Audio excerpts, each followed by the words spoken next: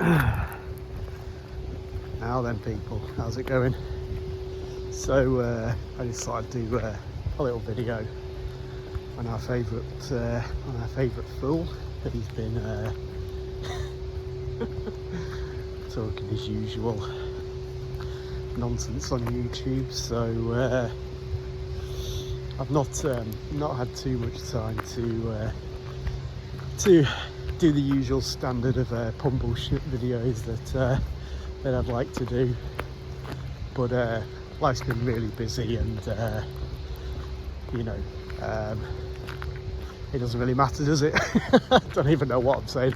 So yeah, so I thought I'd do one of these videos, and yeah, I've been part of the reason for that, I suppose, is that life's been quite busy lately. I've sort of moved house to a bigger place, which is sort of on the edge of the countryside, which is lovely, and I'm renting out my old house. So I've been getting new carpets fitted, new windows fitted, getting the whole place decorated, getting it rent ready basically, and obviously that takes up like quite a bit of time, trying to project manage that. And I've been like doing up the new house as well with my wife, and I've been busy at work. I manage a team of about 10 people, so which, to be honest, isn't as enjoyable as what I usually do, but they asked me to do it, and they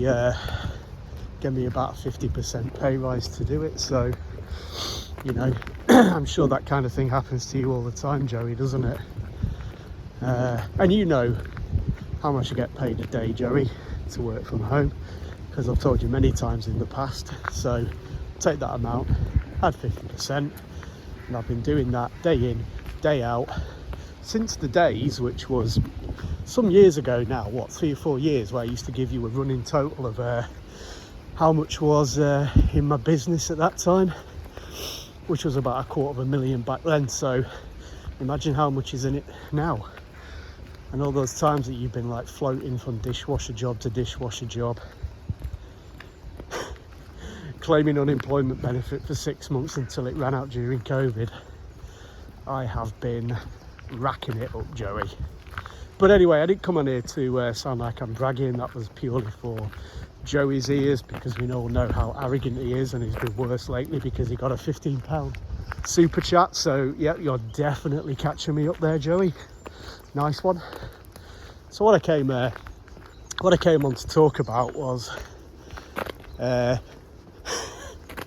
some community posts which tickled me the other day,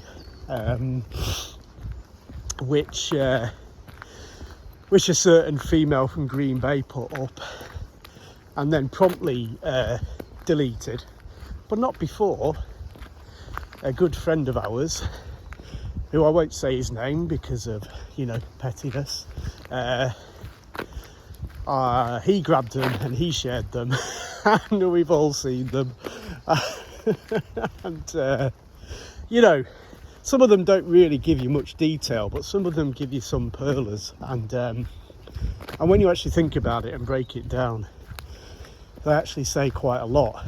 So I guess to really kind of appreciate these particular messages, it's probably important to really kind of set the scene. So let's have some background context first. So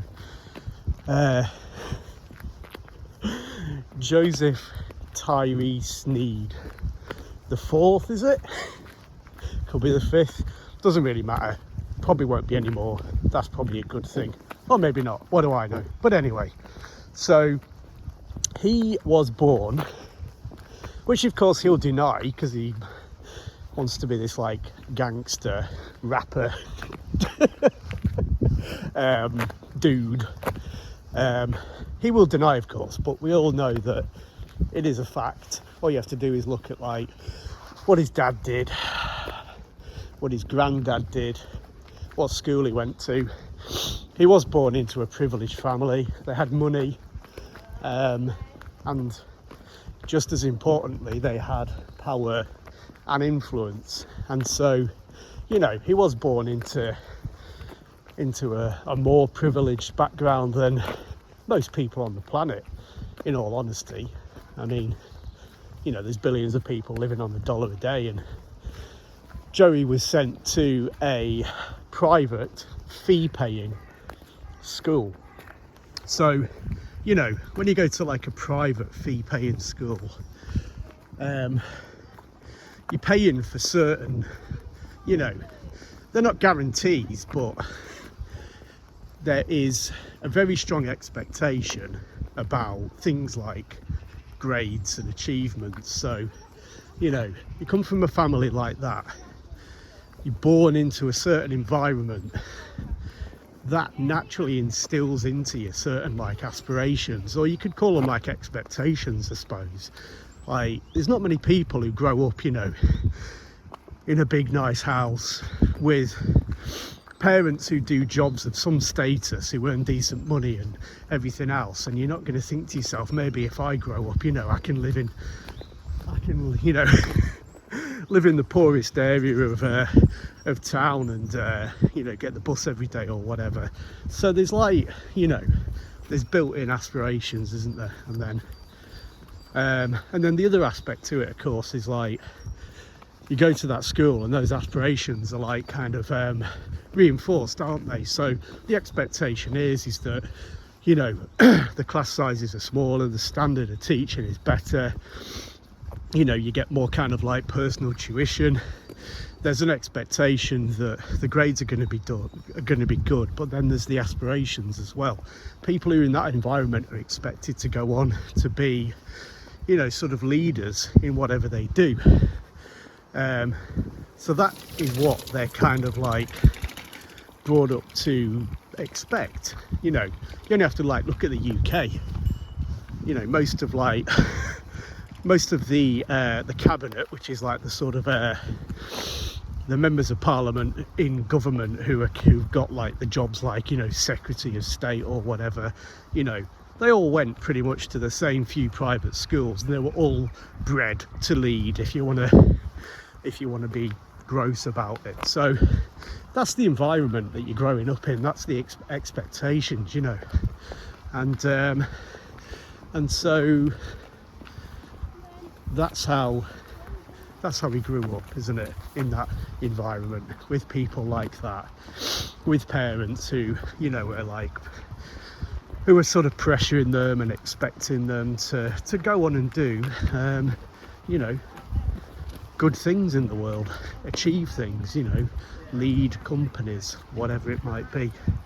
So that's how that's how Joey grew up. And somewhere along the line, of course, it all went rather wrong, didn't it? And not only did Joey barely sort of like finish school, apparently, but he certainly didn't go on to further his education at university or whatever, and he certainly hasn't gone on to be the business force that he would like claim to be. So that's like a bit of background, and we could go on all day about, you know, the inheritance that he got, the house that he got that was worth twice as much as what he sold it for, you know, the trip to Vegas, the amount of money that he dropped at Vegas, 60k, some people say a bit more. He managed to get himself back up to Vegas back up to about 25k on the last night he was there, and he booked himself into like the whatever Trump hotel it was, and you know, he was like what he thought was like stunting on everybody in this like suite, saying, oh, it's all right, you know, but it's not that special, blah blah blah, you know, properly like giving it the big one.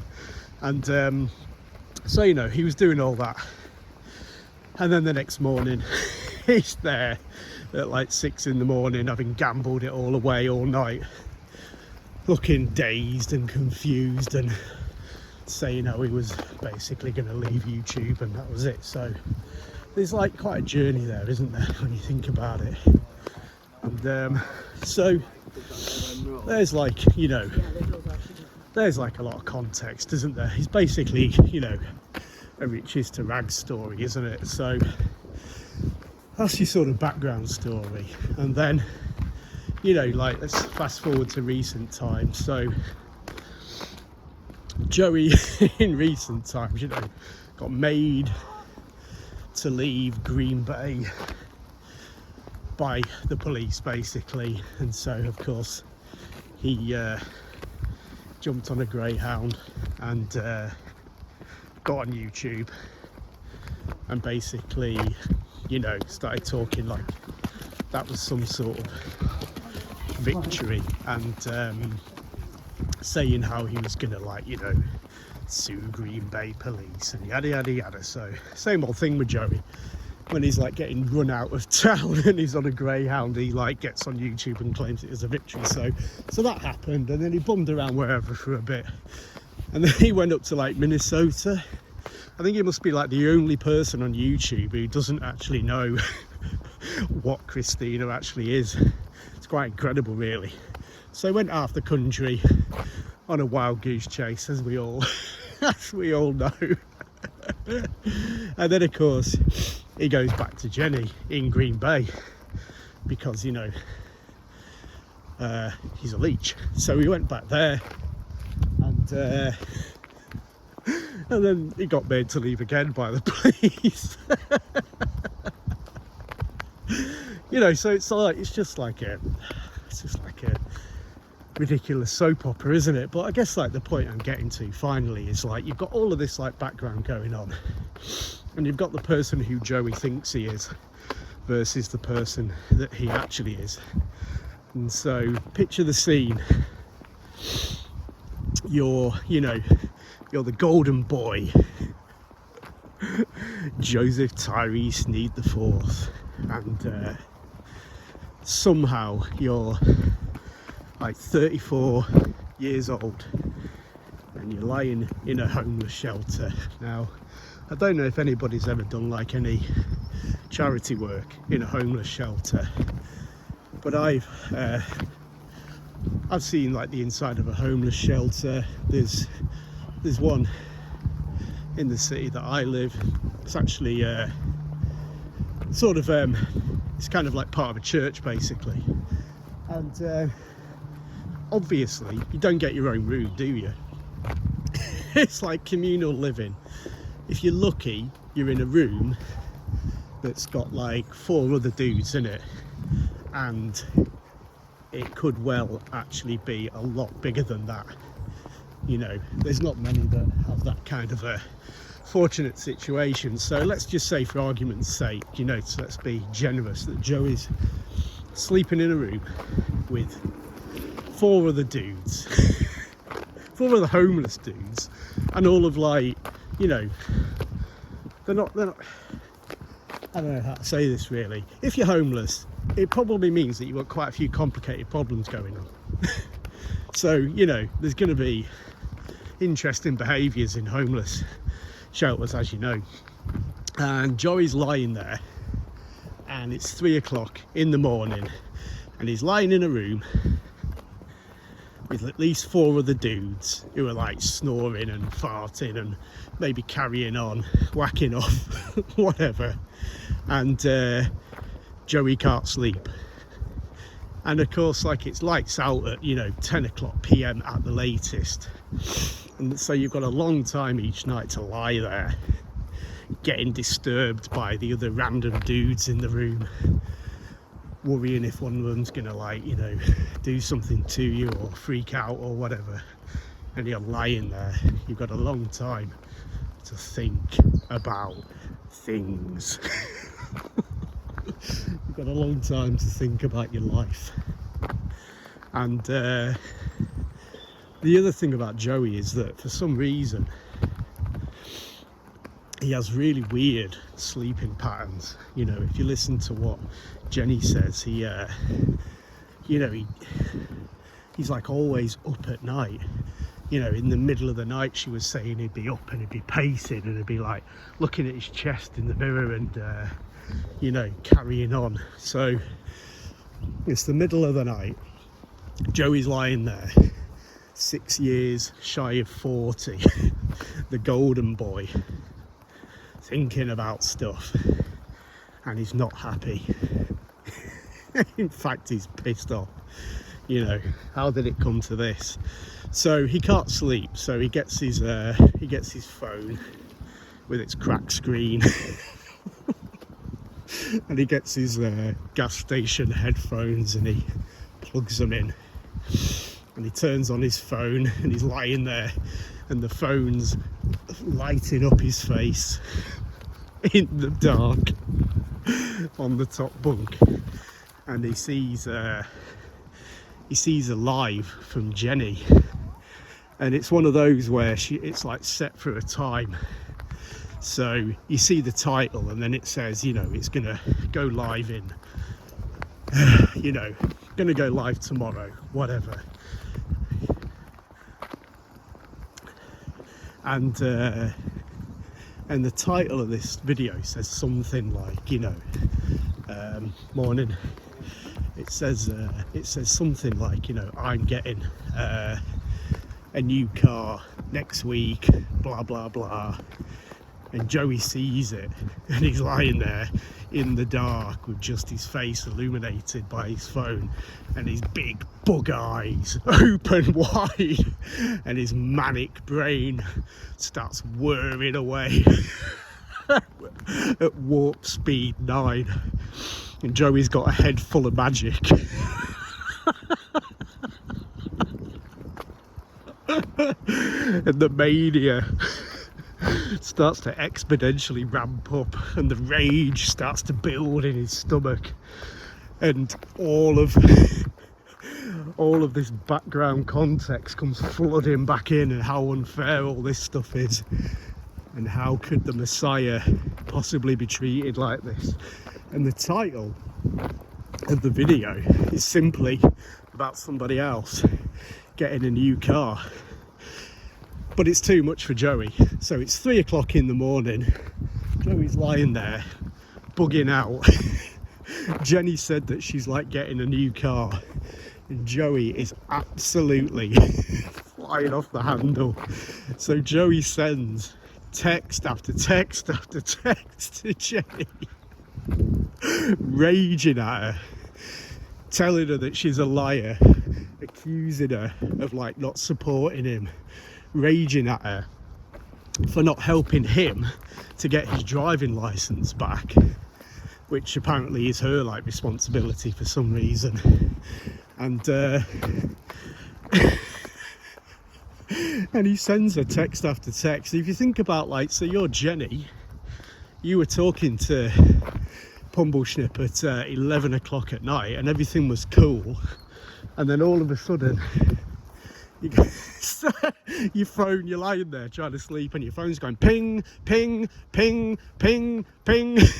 You pick it up and it's Joey typing in caps with no punctuation, and there's just all these massive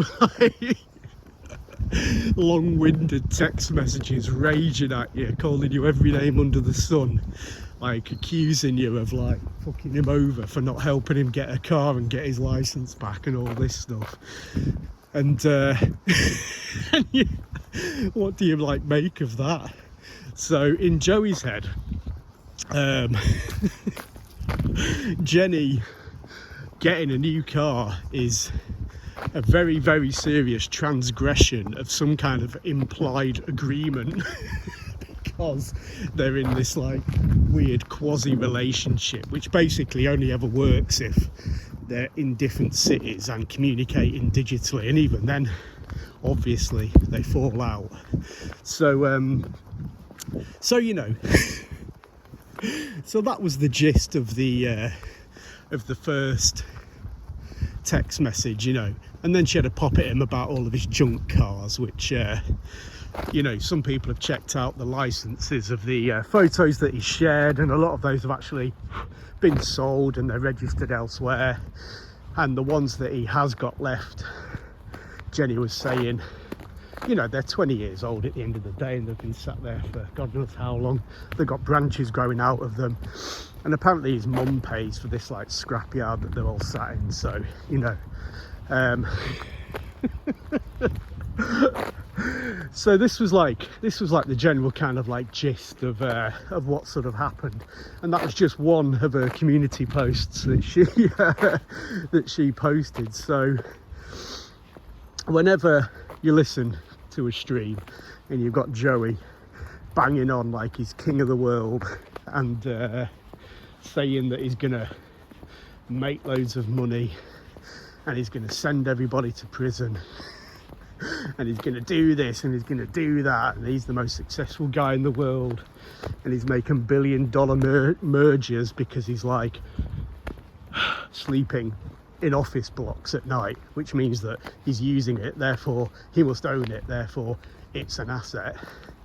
Make sense of that, if you will. That's the kind of mental gymnastics that I guess you have to do if you're lying in a homeless shelter at 3 in the morning. So whenever you hear Joey going on like this, just remember the background and the context that leads to Joey losing his fucking mind just because Jenny, who, let's face it, you know, has her own problems, dares to say that she might be getting a new car. So that's what's going on. And you know, basically the only thing that Joey uses YouTube for is for a way to like kind of him to project the kind of life that he actually wishes that he has. And you know, I guess I can sort of understand it in a way. It's kind of a nice little flight from reality, isn't it? If you're in Joey's situation, I think, you know, if I was kind of washing dishes every day and moving around on greyhounds and sleeping in homeless shelters and everything else, having come from one of the most privileged backgrounds you can have, then perhaps I would want a little bit of escapism in my life as well, do you know what I mean? So, you know, I can kind of like understand that, but I think, you know, at the end of the day, there's a little bit of a price to pay for that. If you're like Joey and you've got sort of delusions of grandeur, and, you know, and he has got clearly narcissism, unless this is just one big act that he's been keeping up for years upon years. So there's a price to pay for it, isn't there? Because, you know, I think ultimately he actually kind of like has started believing some of his lies that he's been telling over and over and over again. And I think the problem with that is that, you know, I'm perfectly happy for Joey to lie to me on YouTube. I think if you watch him for long enough, you can sort of obviously know enough about him to know that he's lying, to spot the patterns of behaviour, to put the pieces together. So, you know, if he wants to lie to us, that's absolutely fine.